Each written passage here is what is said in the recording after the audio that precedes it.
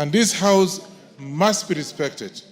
Members who are here, I want to tell you, you actually have lost, you are losing your integrity out there. And our discussion here, Mr. Speaker, is not because we are defending ourselves. It's because of these allegations. I would have expected head of state to call us in the Kamukunji privately and expose to us, telling us exactly what he has heard. But instead, actually, we have been exposed.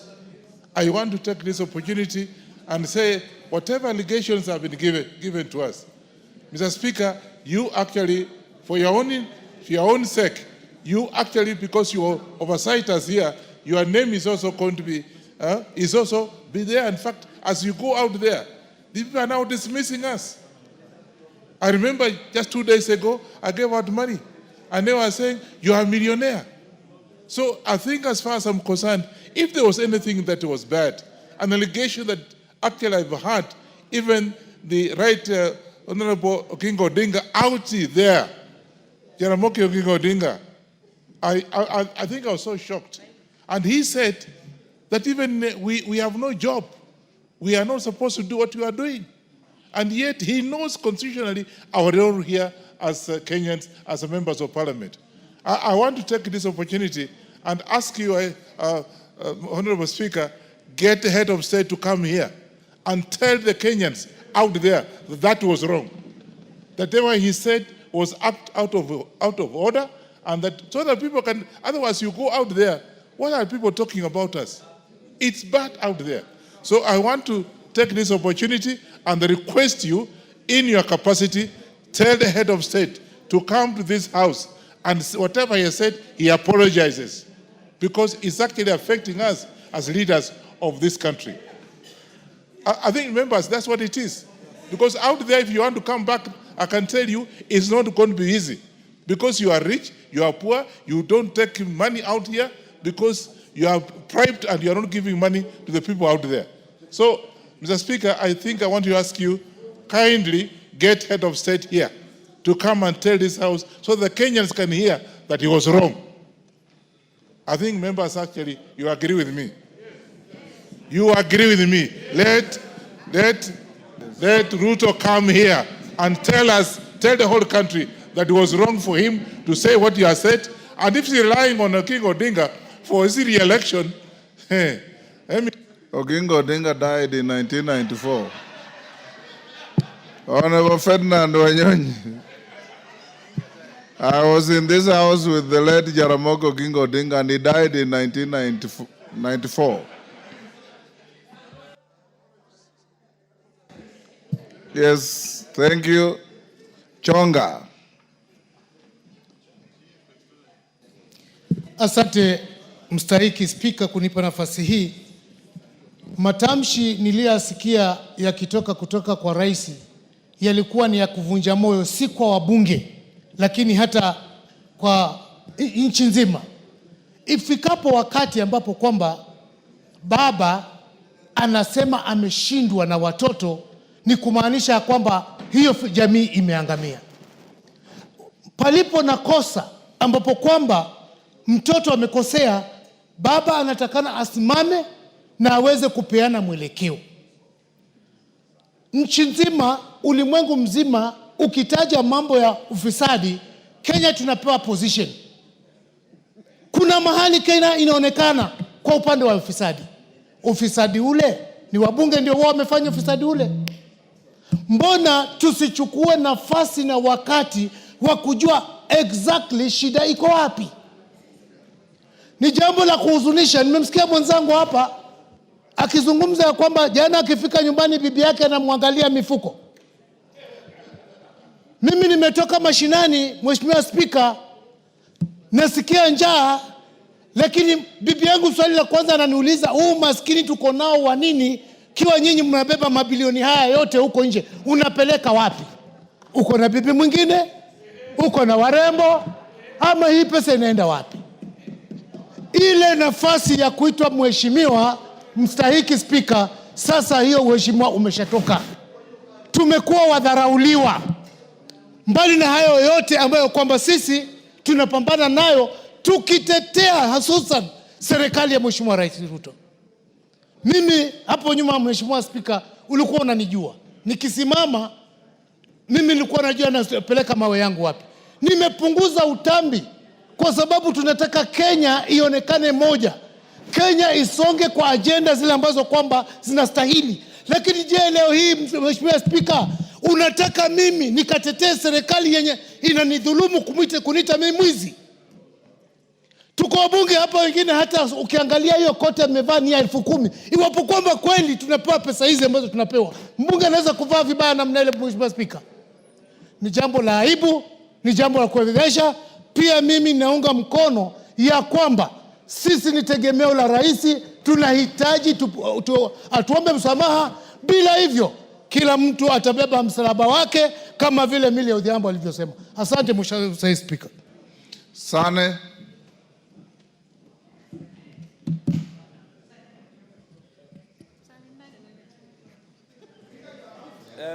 Thank you, Mr. Speaker.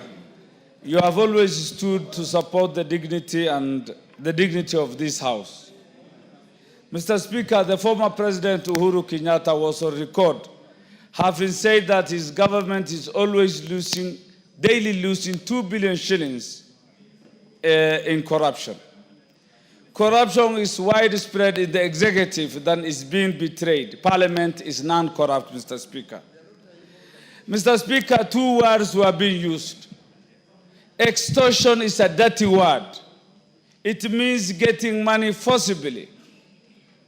Better corruption. Corruption means using your office or your power to at least get something. So it was very rude, unacceptable, unpalatable to call us extortionists, Mr. Speaker. Mr. Speaker, the President, Parliament, tribunals, and the judiciary laterally enjoy delegated powers as per the Constitution. There are separation of powers, and we must respect each other, Mr. Speaker. The Speaker of this Parliament is the Right Honorable Wetangula, and he deserves respect. He leads a team of members. You must be respected, and by extension, we deserve that respect. We conduct business as per the procedures and the Constitution, Mr. Speaker. Mr. Speaker, we have been behaving as if we were conveyor belts for the executive. We have been called to State House, been lectured on government policy, and we have never let down the government of the day in making sure policies were executed and laws were being acted. Mr. Speaker, we have been reprimanded most of the time using the Political Parties Act, that when we speak our mind, we were being told you will be de-whipped, you will face sanctions. I think it is time to revisit the Political Parties Act so that members exercise their discretion and their right to represent their constituents. We can no longer represent others but the people of Kenya, the sovereign, Mr. Speaker. Thank you for your kindness. Unite. We have the last 10 minutes. I gave you 5, I gave Ichungwa 5. Mr. Speaker, I want to start from the onset by saying that he who alleges must prove. He who alleges must do what? Must prove, Mr. Speaker. So the burden of proof are with the people who have alleged, not with us at all. Mr. Speaker, Parliament is an institution in this country that has been created by the Constitution. And Parliament, Mr. Speaker, operates under the Constitution. It's an arm of government that every Kenyan who thinks of leadership aspires to be, Mr. Speaker.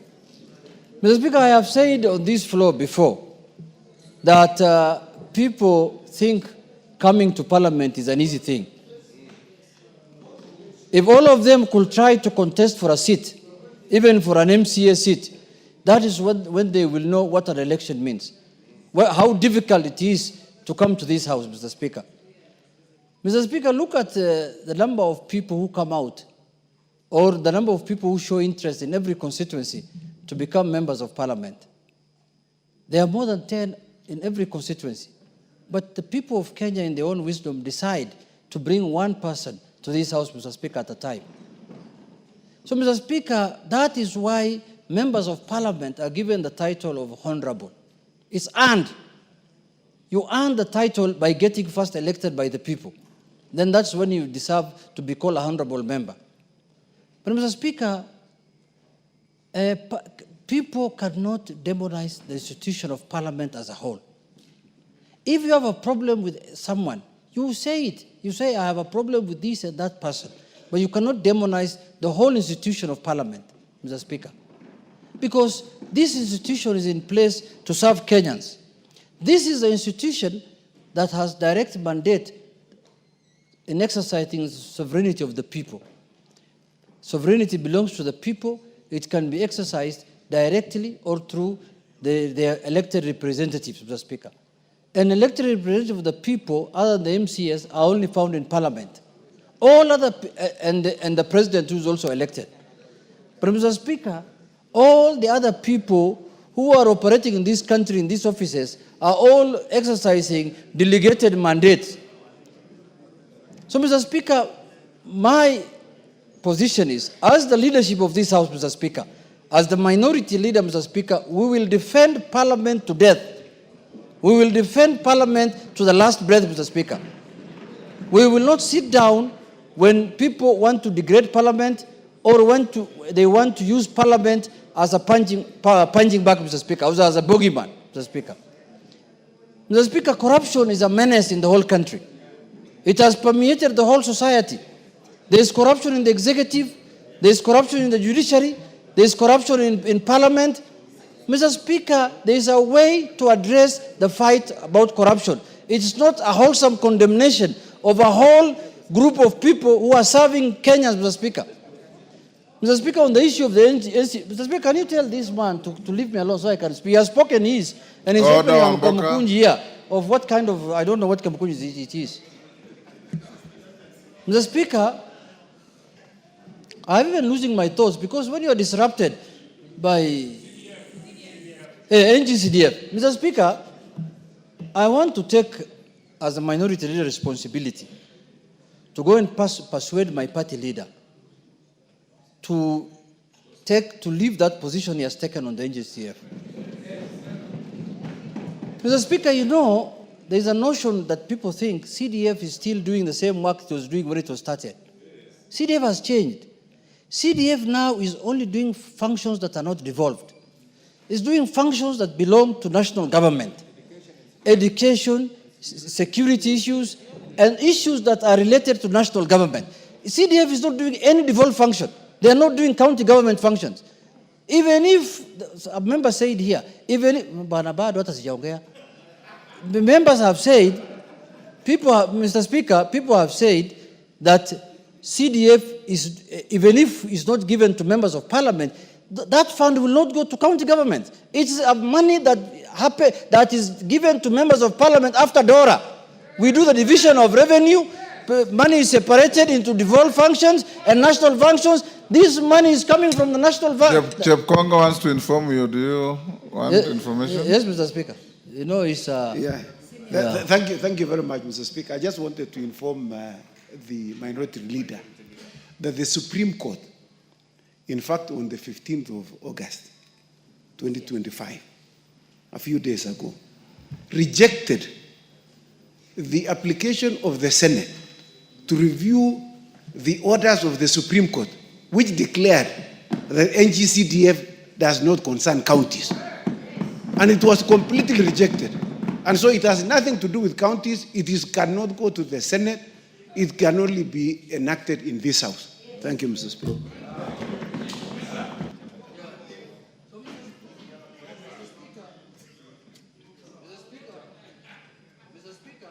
What's happened to the mic?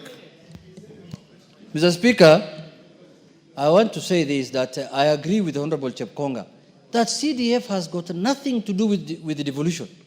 CDF, if this fund is not sent to constituencies, the national government can send it to county commissioners. They can say, county commissioners, go and build schools, go and build dams, chief's offices, Nothing stops the national government from taking this money to anybody they can even take it to chiefs. Chiefs can go and build even their offices themselves. So, Mr. Speaker, first we have to acknowledge that this fund has nothing to do with devolution. It's not taking money that belongs to devolved entities, Mr. Speaker. But, Mr. Speaker, lastly, I want to say that, only important people are normally bashed. When you see the president accusing us of many things, or by my party leader, they know how important this house is. That is why let us not also take them very serious. Because, you know why I'm saying that? Because everything also they want to do must come through this house. Even if for you to dissolve this NGCDF, there must be some work to be done here in Parliament. Who is going to do it? So, Mr. Speaker, let them have their say. We are going to have our way. That's the position. Let us give them the freedom to to have their say, and we also have our way. But what we know, Mr. Speaker, corruption is not peculiar to Parliament. Corruption, if it is corruption everywhere, and it must be fought in that manner. But if you want to make it sectional, Mr. Speaker, then you lose the war on corruption. But finally, Mr. Speaker, my final word is that let us come together. Let us do our functions of oversight, representation, and legislation. Mr. Speaker, we have legislated the last 2-3 years under your leadership in this House. We have passed many, and we have the power of the pass. It is us who decide which fund goes to where, as this House, Mr. Speaker. There is no taxation without representation. We have all the powers, Mr. Speaker, and the executive cannot operate without Parliament. They can go and say whatever they want to say outside there, but everything they will do must go through this House. Mr. Speaker, if there are allegations of corruption on anyone among us, everybody will carry his own cross. So there is no need of condemning the whole House as a group, Mr. Speaker. With those few words, Mr. Speaker, I want to say, members, don't be annoyed. We will deal with these people perpendicularly. We know how to deal with them. Just keep quiet. We will deal with them. Majority Leader, what is your point of order, Millie? Thank you, Mr. Speaker. Mr. Speaker, I don't want to interrupt the Majority Leader. But, Mr. Speaker, when Honorable Njeri has come to the House, and I know because she fears her political leaning nowadays has stopped her from speaking. But can you use your standing order number 1, especially for a lady who is young and who is emulating me, just to declare that she's exceptionally well-dressed? Order, Honorable Millie Odhiambo. The Speaker can only rule you improperly dressed. I have no capacity to declare the excellence of your dress. Majority Leader, go on. Thank you, Honorable Speaker. Order, Njeri. The Speaker has no capacity to say exceptional dressing. Millie has a very sharp eye. Honorable Njeri passed just in front of me here, and I hadn't noticed, unfortunately. Honorable Speaker, let me join members and maybe just start off from where Junet has I think stopped. the only exception I see is that the gracious lady is wearing something that looks like a cheetah. Or a leopard. You can be certain, Honorable Speaker, if she was here earlier, yes, she would never have recognized any of the footballers that you are mentioning from back those days. Just like the Honorable Joseph was asking who are those the Speaker is mentioning. Because they were not born by then, Honorable Speaker.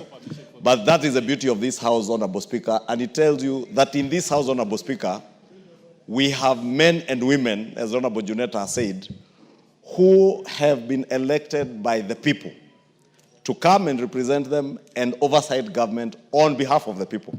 Therefore, Honorable Speaker, when we oversight the executive and the judiciary, because we have that singular role as enshrined in this Constitution, we don't do it as a favor to anybody. Not to the President, not as a favor to those serving in the executive. We do it on behalf of the people. Therefore, I want first to encourage members that nothing and nobody should instill fear in you in doing your work as members of Parliament. Because you are duly elected by the people of Kenya to exercise oversight even over the executive. even the office of the president, and even the president himself. That is why this House has powers under this constitution to impeach those in the executive, and those in the executive can do nothing to remove you from this House. Absolutely nothing. Because that is how we crafted our constitution, Honorable Speaker. Honorable Speaker, I have listened to many of the contributions, and let me take particular interest to what the Honorable Otiende Omolo said. That we have a Powers and Privileges Committee in this House, Honorable Speaker, which fortunately is chaired by none other than yourself. This Powers and Privileges Committee has the powers and a singular mandate to receive complaints, as Honorable Otiende Omolo said, from whatever quarter against any member of parliament who may engage in any manner of impropriety, whether within the precincts of parliament or outside parliament, Honorable Speaker. It is not fair to condemn the House in its entirety, Honorable Speaker. We have young members like Honorable Njeri, Honorable Joseph, who just joined this House the other day, Honorable Speaker. We have older members like the Honorable Kainan, the father of the House, who has been here for a long time, and yourself, Honorable Speaker. When this House is condemned, you are condemned. The Honorable Kainan is being condemned. The Honorable Njeri and Joseph here are being condemned. Honorable Speaker, if there are people who have suffered, I am among those people who have suffered immensely from this condemnation. I was a sponsor of that bill the Honorable Murugara was speaking about as leader of the majority. I saw yesterday when figures of 150 million shillings were mentioned that relate to the Senate. There are people who went on social media to say, oh, that is the 150 million Kimani Ichungwa used to purchase I don't know what where, Honorable Speaker. No, this time they didn't mention a chopper, they were mentioning shares I invested in a bank. But I have invested an investment I have made, Honorable Speaker, from money I have borrowed from our own parliamentary circle and my other circle in Muhasibu. Fortunately, Honorable Speaker, when they banded those stories, thinking they are maligning me, the share price of NHIF has risen by 2 shillings. And therefore that investment, by the very essence of their maligning stories, has gone up. And today I can liquidate them, pay off my loan, and walk home with a clean, tidy amount, tidy sum. But you cannot vilify me for that. Nobody should vilify any member of parliament because they are members of parliament, Honorable Speaker. When we vilify one person in this House unfairly, we are vilifying the institution of parliament. And we must protect and defend as strongly as we can the integrity, not of even ourselves as individuals, but of the institution of parliament. Because this institution is there to oversight. And we cannot have...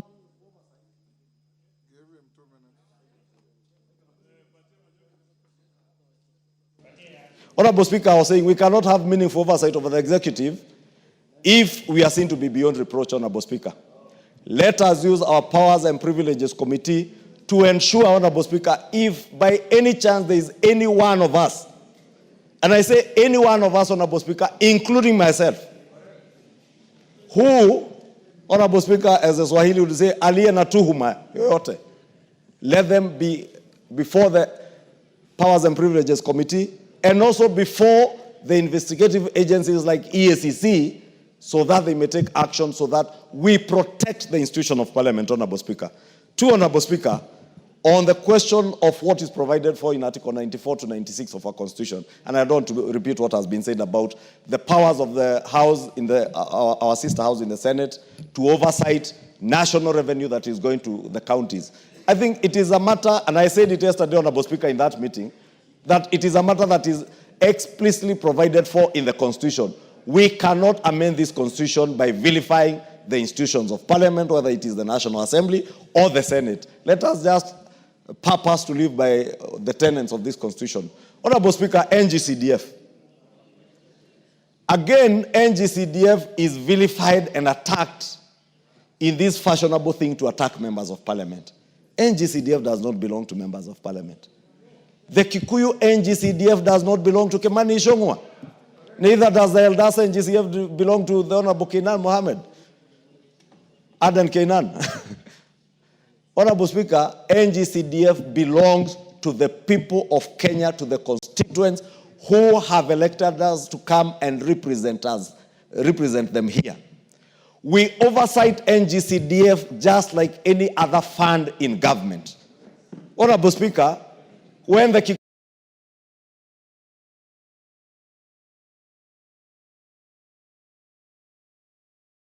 to their sittings, they called my fund manager and the board officials here, the board CEO, NGCDF board CEO. Therefore, Honorable Speaker, we must also protect NGCDF, not for our own sake, not because we have anything to do with NGCDF, because it has everything to do with delivery of public good and services to the people who have elected us to represent them, Honorable Speaker. And let me just conclude by saying, Honorable Speaker, we would have no business being the people's representatives if we have nothing that we can oversight those that have been charged by the people of Kenya to hold public funds in their trust. Then we have no business being members of parliament if we can't oversight. We will have no business being members of parliament if you will be able to go to your constituency. You find at a time like now when it is cold and rainy, a school latrine has sunk or a roof has been blown away, and you cannot influence anything, Honorable Speaker, with the NGCDF committees to ensure that you make good the lives of the people who have elected you. We must protect NGCDF with our blood and our souls, Honorable Speaker, in this House. We must. And we must tell everybody, Honorable Speaker, even those who are in the county governments, Honorable Speaker, and we have said it numerously, we are not in competition with the county governments. NGCDF, as Chepkonga has said, the new NGCDF Act of 2015 makes it very clear what role NGCDF plays in education, in security, Honorable Speaker. We amended the act here the other day, Honorable Speaker, to even remove the contentious issues that were there before, like sports, and we removed them, Honorable Speaker, because we want to live and abide by what is provided for in this Constitution. Therefore, Honorable Speaker, let me say, we must, as a House, stand together, stand strong, and walk with our heads high, Honorable Speaker, if you have nothing to be suspicious of anything you do. Finally, Honorable Speaker, let me ask ourselves, the things we say, the things we do out there, also portray something of us. The things that were said here of the finance bill last year, Honorable Speaker, that members were being paid to vote this and that, Honorable Speaker, those are the things that lower the dignity, and we keep saying, lower the dignity of this House and entertain even those who are vilifying and entertaining things being said against us, Honorable Speaker. I beg, Honorable Speaker, to end there, and thank you. Honorable members, let me thank you as a House, particularly the Honorable Murugara and Honorable Wandeto, for having found it within their powers and necessary to bring the statement and the motion which I didn't approve, but which I informed the House and allowed Honorable Wandeto to have the first bite. Honorable members, as your Speaker, I shall always be your first and last line of defense to your integrity and to the dignity of this House. I want to encourage us, in the words of the Honorable Minority Leader, as leaders, we cannot insulate ourselves from criticism, both fair and unfair, because that's the cost of leadership. When you are in leadership, you fall under the category of what one writer says, that when you meet people, 30% will like you without even hearing anything from you or knowing who you are. 30% will hate you without knowing who you are or hearing anything from you. It is now up to you to convince the remaining 40% to like you or to hate you. That is the paradox of life. And I want to encourage us, as a House of leadership, to be above irritations, to be above any temptations to have a short fuse on issues, because you are leaders. And when you are a leader, you cannot sit there and expect to hear only things that please you. You also hear things that don't please you. And sometimes when we hear things that don't please us, they raise us to a higher calling to ensure that things are done differently. I also advise that when something is said against you, if it is not true, you ignore it. If it is true, you do something about it. Then we move on.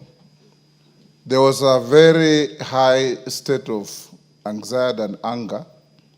Many members called your speaker, expressing displeasure, expressing anger, and wondering what direction we are headed. But that we have had an opportunity to speak. And to those who haven't spoken, I'm sorry, the time was not enough. We can't all speak on the same subject.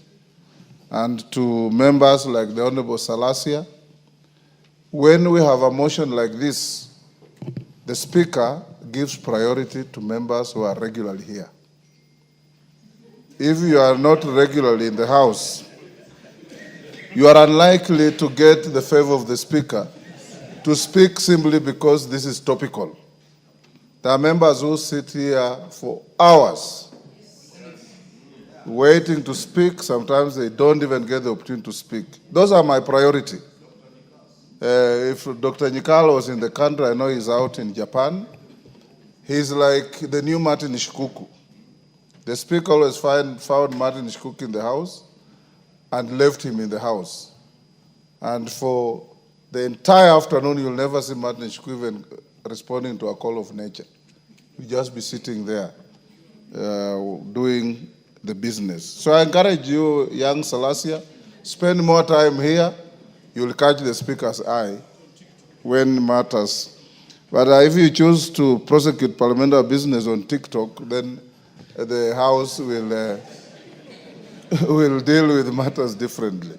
I want to say this, honorable members, as we come to a conclusion of this. I think Jeanette said it very well. Everybody has their say, you have your way under the Constitution. You hold the power of the past, you legislate. Even the next motion is going to deal with your authority over an executive order that is not in compliance with the law. That is the power you have. And that's the power the Constitution has given you. So I want to urge all of us here that our integrity must be beyond reproach. We must be like Caesar's wife, whom nobody could suspect. And I want to say, honorable members, that given what has been said, what you know, and what goes on, this House has sufficient mechanisms under the Constitution and under the law, whether it's conflict of interest law, whether it's leadership and integrity law, whether it is powers and privileges law, or anti-money laundering, all those to handle issues that come before us. And I want to assure you that I have received some letters about members that I would have presented to the agencies on different things. Sometimes I call you, I talk to you, and you correct your ways. Let's also uphold our integrity. I have given you an opportunity this afternoon. Waswahili wanasema muue mkala, lakini haki yake mpe. And by giving you haki yenu, you have exercised your right of reply in the matter. So I want to encourage us that let's now lower the anger, be the leaders that we are, and transact the business of the House in the manner we always do.